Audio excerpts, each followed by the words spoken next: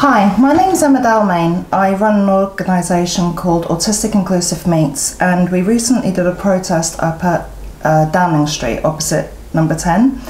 My son was turned down by Child and Adolescent Mental Health Services with the reason given that he's autistic, so that they couldn't treat him.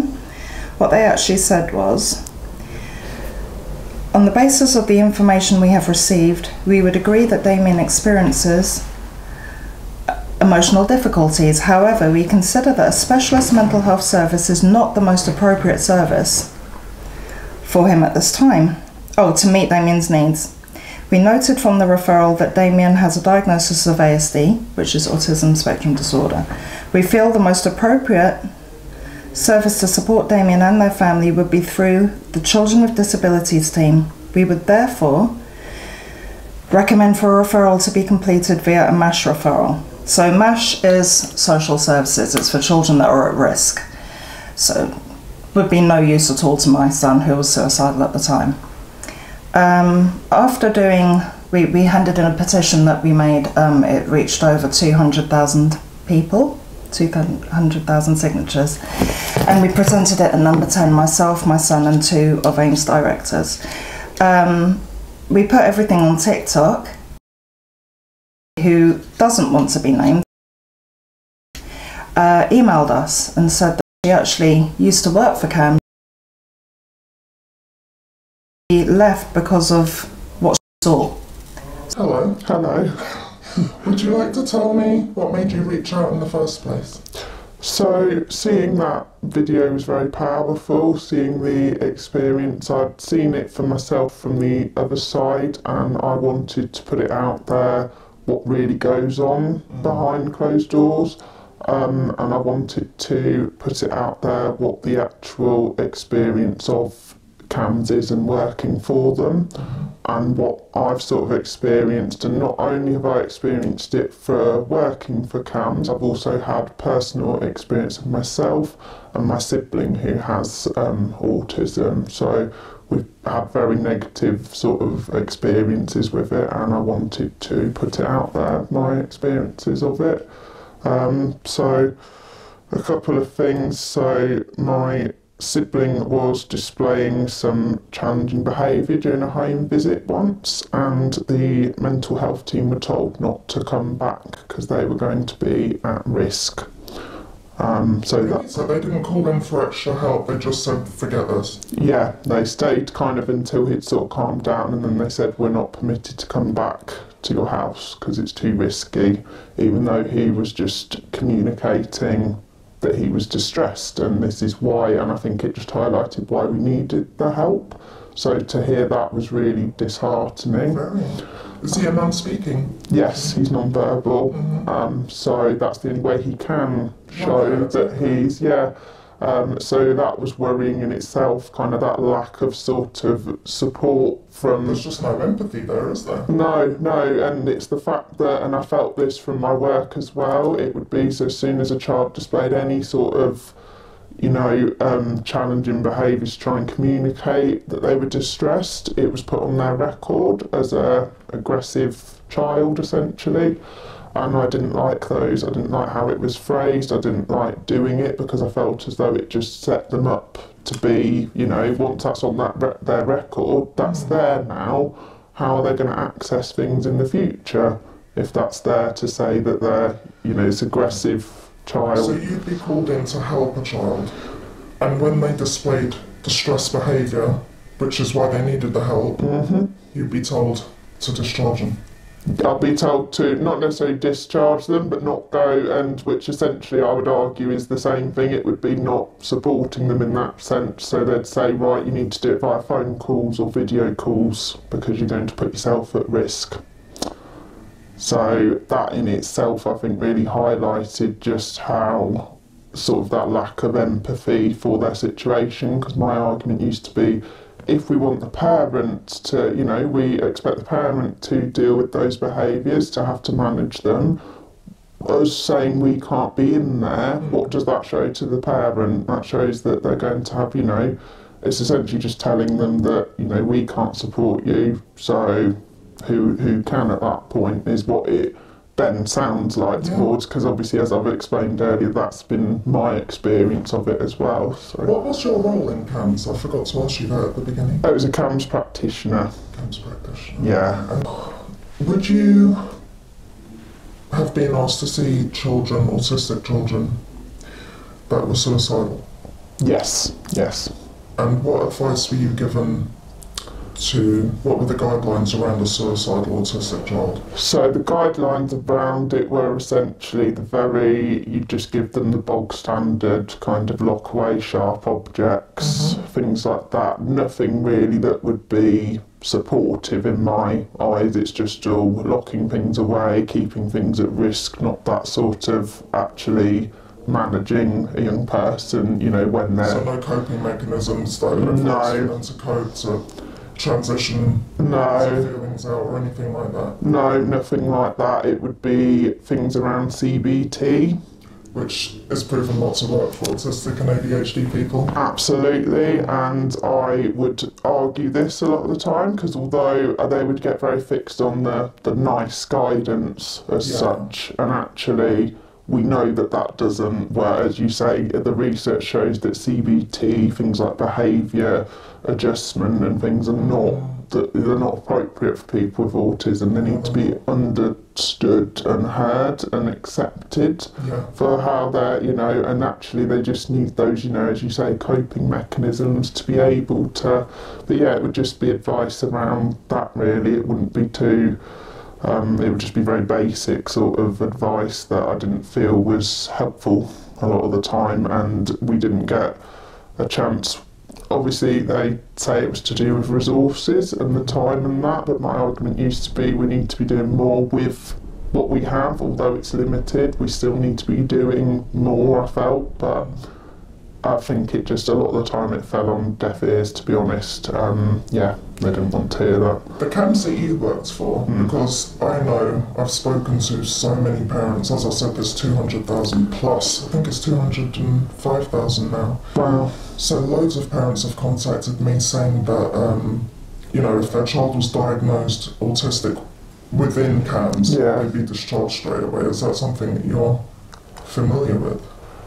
So the familiarity I've had in that sense, I spoke with an autism specialist nurse that worked in another area, and what they would do is if a young person was needing CAMHS support and they were either, as you say, diagnosed whilst they were in the service or came in with a diagnosis, the practitioners, the autism specialist nurse, it would all be put onto her to basically advise on what to do, which I didn't feel was an effective use of you should be just supporting them regardless of the autism and things. But I have heard in other areas sometimes they will, and as you say, this children with disabilities team would be more suitable, which actually we know... They can't prescribe medication, they can't prescribe therapies. No. And what got me as well is the nice guidance does say, yes, we know CBT's not helpful in that, but it does say you need a combination of that therapeutic work and medication sometimes to be able for it to be effective, because that's what you would do with an adult. So my argument is, why are we not doing it for children, especially children with autism? Can you tell me what sort of CAMHS it was that you worked for? Because the ones that I know that I've got experience with didn't have an autism nurse. Yeah, so this was specifically a CAMHS team that was supposed to be for young people with autism.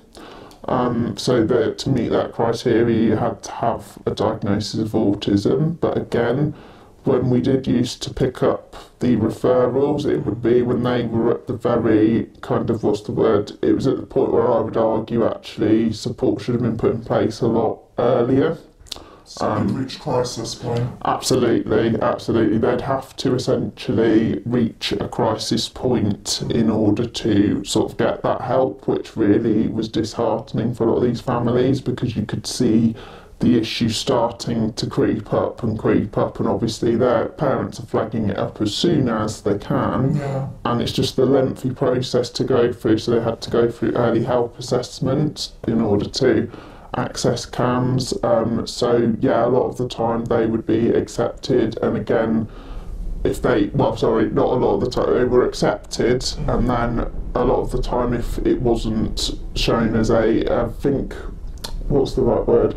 I think mental health need was sort of thrown around quite a lot. Right. And that would be the determiner as to whether you would essentially get help or not as a young person with autism, which really was quite worrying because we know that the comorbid rate of autism and mental health conditions is so high. So I do not understand why we weren't doing things a lot sooner when we know that, you know, it can lead to those sorts of things. So yeah, a lot of the time that's what would happen, and it would be, as you say, then if they didn't quite meet the mental health need as such, they would then get passed back to either social care or just some young person service for like counselling and things like that. It's interesting because the amount of people I've spoken to, and in our situation, Damien was turned away because he's autistic. Yes. They didn't even let him through the door. Exactly, You know, yeah. as a young suicidal person. So what this talk is showing me is even if they got through your doors, the help wasn't really there. No, and it would be things like it was very much focused on the parenting as well. So it would be, well, clearly if they're displaying any sort of, it felt like when they were displaying any sort of, you know, suicidality, the first port of call was almost, right, put them on a parenting course, teach them about... What was that meant to do? Teach them about autism, essentially. Right. So a lot of the time... Child is suicidal and self-harming. Yep. Parents meant to leave them and go out to do a parenting course. Yeah. Right. And although they would try and do, you know, they'd offer them over video calls and things like that, but at the end of the day, they weren't always dealing with it. It would be the sort of very bog standard sort of safety plan. If they're feeling suicidal, lock things away. If it gets really bad, essentially take them to A&E for an assessment. Where they'd be sent home. Where they'd be sent home, absolutely. One of my sons, who is autistic, had a psychotic episode and he's 6 foot plus. Yeah. And I took him to A&E and he headbutted a window, he flipped a trolley like it was nothing, and what they actually turned around and said was, you need to take him home and call the police if it gets any worse. Yeah, that's... You want me to call the police on my 6 foot tall black son who's autistic? What's going to happen if I do that? Absolutely, you know, so when you go to A&E, there's also no help. No, it would be, and if you were sort of it would be the basis of trying to encourage them to be taken home, essentially, and it felt like we were almost being told, like, look, this is the situation, so in terms of individual practitioners, we were very much sort of, what's the right word, guided by, although they would say you do your own assessment of this young person, if they had a view that this is the situation and you didn't come up with anything new, essentially, they would just say, right, well, they need discharging, or they don't need help, they need to go to children with disabilities teams. Were you told what children with disabilities teams would put in place once you were told to discharge to them? Well, essentially, children with disabilities team, the area I worked, mainly focused on children with learning disabilities, not necessarily children with just autism on its own, but a lot of the time it would just be, I guess if the risk was really high, they'd put them on a child in need plan. And when I say the risk being high, I mean also like to do with obviously parents being exhausted in trying to manage, you know, and kind of being at the young person being at that, as you've spoken about, that crisis level, but they'd be put under child in need plans, possibly if they find more that it would go. What does that mean, child in need? What would that? So what their definition of child in need was essentially you'd be put under this plan, you'd get like say a home visit from a social worker, they might do like a phone call, and then 2 weeks later they'd do like a home visit, something along those lines. They'd hold sort of multi-agency meetings for the young person, and essentially it was just to keep them on, so they'd put them under a child in need plan under things like the social care categories like neglect, abuse, things like that. So that's what you would essentially, that's the child in need level that you would be at, so you would, it's sort of that intermediate step before a child protection. But what if there was no abuse in the home and no neglect, and it wasn't down to the parents not understanding their child? Yeah. What then? It'd get passed to early help support, so it'd be that very low level sort of linking in with a school, but my argument was a lot of young people with autism are not able to access schools. Kids aren't in school. Or aren't in school. Health issues. Absolutely. So yeah, the support was very limited, whatever it was. It would be, you might get like an early help worker, for example, that would come in and just sort of say, oh, I'd come in and visit you every now and again just to sort of see how things are going, but that's not actually what's needed, I would argue. But as people coming in and just sort of checking, actually there needs to be that kind of consistency, not just sort of one person coming in and then having a bit of counselling, which would just be essentially talking to somebody about your difficulties that week. But as you mentioned, if there's, you know, self-harm and things like that, is there not any way for them to be shown the coping mechanisms? But that's not what counselling does. So then you're back in that cycle of kind of, they don't quite meet the CAMHS criteria, and then they don't quite meet the children with disabilities criteria, so essentially they're stuck in this kind of middle ground, it feels like, where it's just this reliance on parents manage it, sort of off you go, get on with it.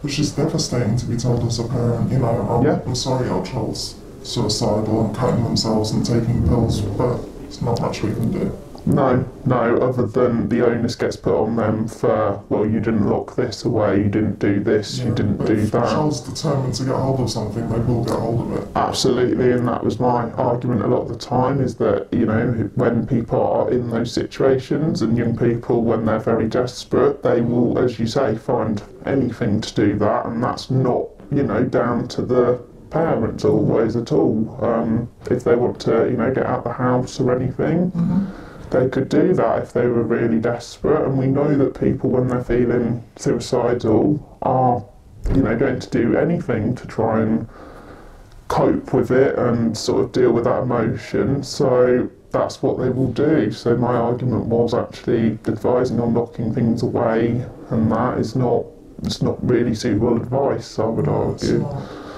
Yeah. I mean, it's common sense advice, but it doesn't give them anything else to back it up with, does it? No, absolutely.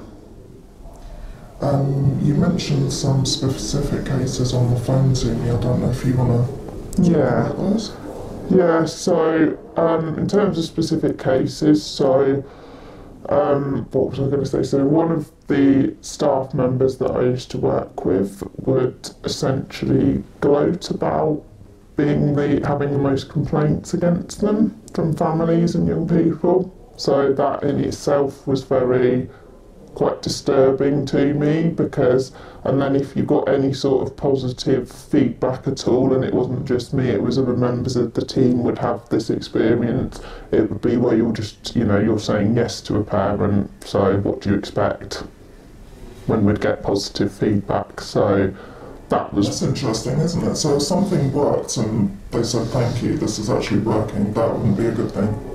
So that's what it felt like, yeah, absolutely. That's what we were made to feel like, essentially. So it was almost like if you were this kind of, I don't know what the right word is, sort of like the one that was saying no and all that, it was like you were seen as like a good practitioner, and I just didn't add up to my sort of values and morals about things. So, and I'm sure, I'm not the only one feeling that way as well. So there probably isn't that many of you out there in CAMHS, to be honest. I think a lot of people that work in mental health are people that aren't working in the interest of the people that they're seeing. No, and you'd hear, you know, crisis work is the very typical thing on the end of the phone. If somebody's reaching you, they're obviously in a very, very bad way, you know, and to turn around and say, well, what do you want me to do about it, is just, I think, vile on so many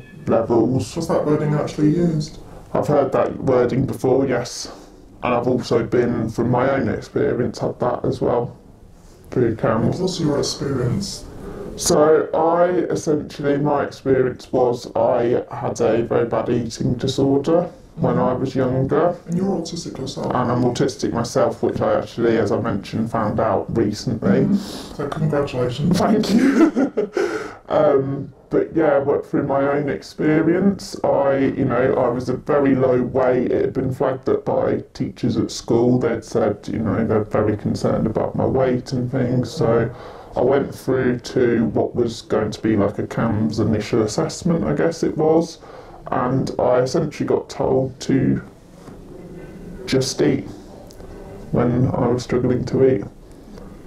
So that in itself, that sort of advice really kind of made me feel really disheartened and things like that. And then that's why I never pursued it any further, because I thought, well, if that's your first response to me, I don't want to know the rest of it really. So yeah, having my own personal experience of it, and then being, a sibling being told that when they're displaying distress behaviours to not, that we can't come and help you is just, really, really worrying.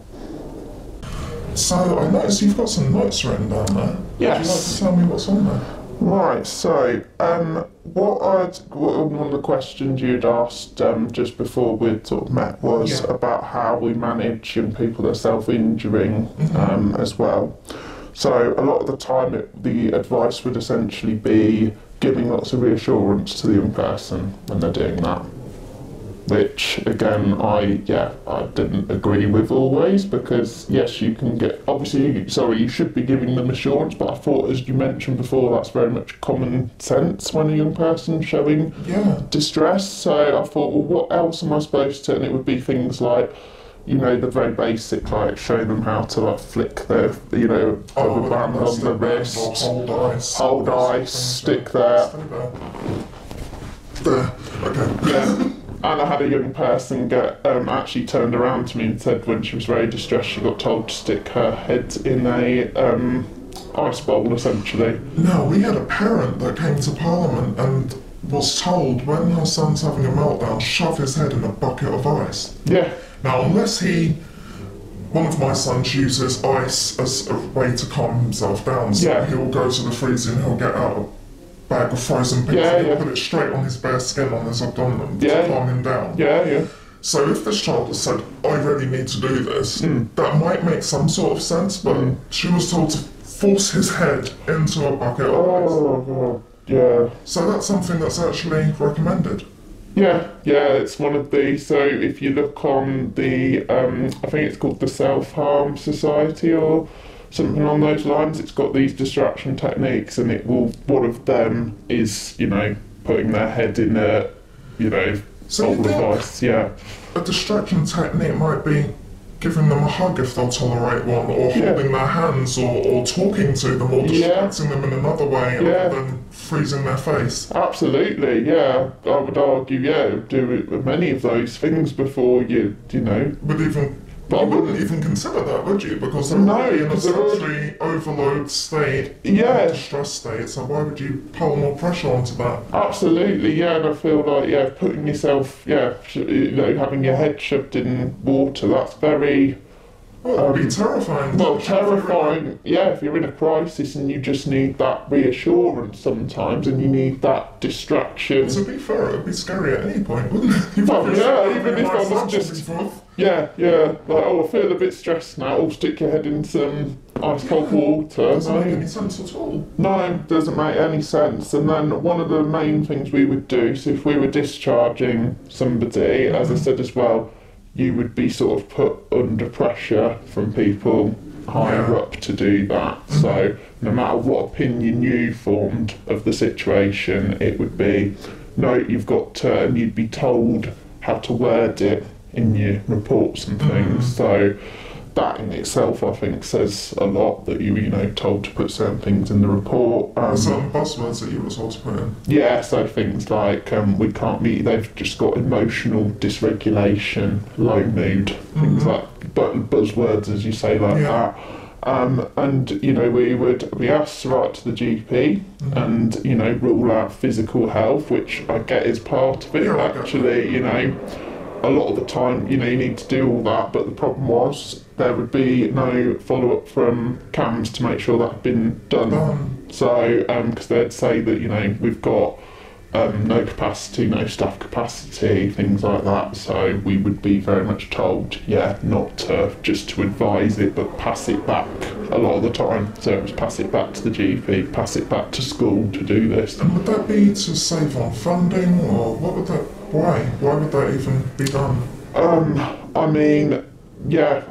not too sure, to be honest with you, but I do feel like, a lot of it was down to funding and lack of resources, but sometimes I do wonder if that was used as an excuse a lot of the time to not, and I do get when there's pressures on the service, but at the same time you need to be able to meet that need as well. Yeah. So if we're not following them up, then who is? Yeah. So, and then, if you, fair enough, if it comes back, there's nothing, physically wrong, but they're still clearly displaying very distressed, behaviours, then what do they have to do? Go back on the waiting list for another 6 months after they've had blood tests, all that sort of thing, and then, go back onto a waiting list again. So, If they're lucky, they'll still be alive on that waiting list, because I've spoken to parents whose children and teens have taken their own lives. It's just sad. Because of lack of CAMHS input, because they just don't care.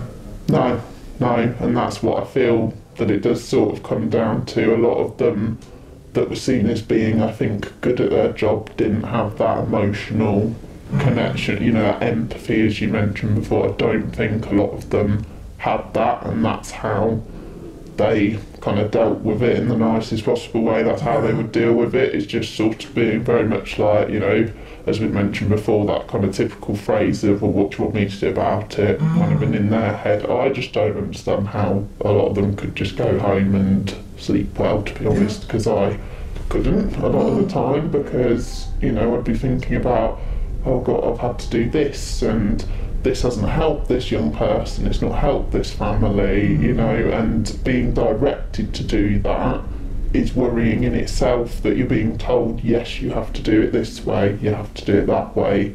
And even if I'd say, well, that's not helpful, it would kind of be, well, again, similar attitude towards the staff wellbeing as well. It's very much a, what do you want me to do about it, how's this going to help, and things like that. So, yeah, absolutely appalling. Some confusion that I've had people come to me with the confusion that they believe that CAMHS don't treat autistic kids. Would you mind confirming that in the eligibility criteria of CAMHS that they are meant to treat autistic kids with mental health issues? I can confirm, yes, they are meant to. Yeah. It shouldn't be, I think it goes back to that Equality and Diversity Act very much, so that actually they are entitled to the same treatment as anybody. Well, you would think. You would think, but I don't understand why that's a barrier to them accessing. And as you'd mentioned before, about a family with an experience where they didn't even want to tell CAMHS. I was going to say that, yeah. They mum that attends one of our groups, her own child has been diagnosed autistic at the community peds. They are currently under CAMHS, and she will not feed that information over to CAMHS because she believes that her child will be discharged with no mental health help. Absolutely, and that's wrong and shouldn't be. She shouldn't be put in that position to do that, certainly. But obviously, if that's the experience and that's what they're seeing, then obviously they don't want to take away that support that they have. So, yeah. It's heartbreaking. Since I've started that petition, the amount of parents that have messaged and emailed and phoned to say, my child wants to die. Yeah. One person we had, her child, I'll just say child, had tried to kill themselves that morning. They've been found hanging in the school, in the toilets. And CAMHS still didn't want to know. Yeah, that's... And there's only so much I can do, Yeah, If they're not nearby to me, this person was, a good 2-3 hours away. Yeah. And I just want to give them a hug, but I can't. You do, yeah, it's so hard. And then when you've not got services to rely on, it's just, and a lot of the time it would be, oh, well, they can go, private go and, you know. The thing is though, not everyone's got funding for that. No. And, you know, they'd say, you know, oh, we don't advise going private for things. We're not allowed to, you know, advise to No, go of course not. private. However, it would be sort of that kind of general background sort of attitude of kind of, well, if they're that desperate, you know, they can go and pay for. Somehow. Yeah. The thing is, even then, trying to find a private psych who is experienced of working with autistic kids. Yeah. Is extremely hard. Absolutely, and that's without trying to find the funds for it in itself, and then to go and, you know, to fund that yourself for your child, and then not to, you know, and then not being able to find then a suitable psychiatrist, then yeah.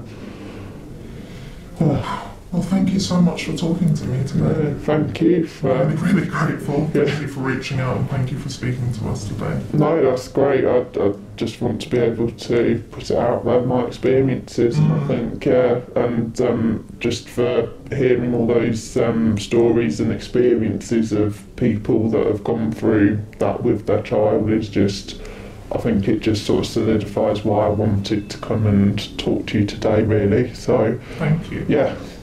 That's all right.